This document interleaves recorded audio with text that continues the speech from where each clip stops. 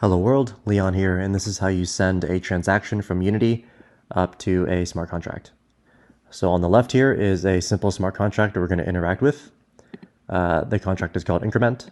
There is a value x of 0 and a function called increment, which will increase the value of x from 0 to 1, 2, 3, etc.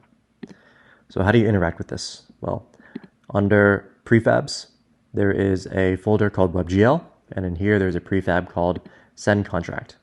So if I drag this in and I go to send contract example script, I can check out the script. So in the script, it's going to ask for a few values.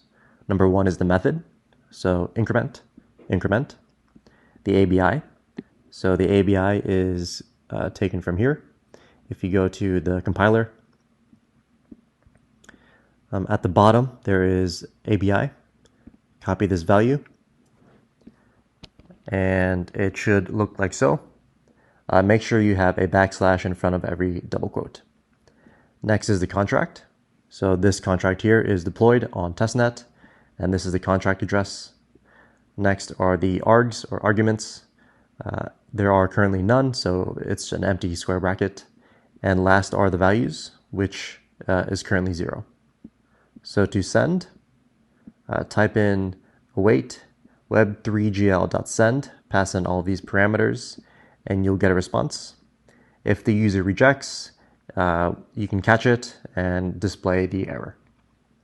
So here's a demo. So I'm going to log in, connect, sign. If I click call, it's going to get the value of x. So it's currently 24. Now if I hit send contract, there's going to be a pop-up to increment right here. If I click confirm and wait for the confirmation,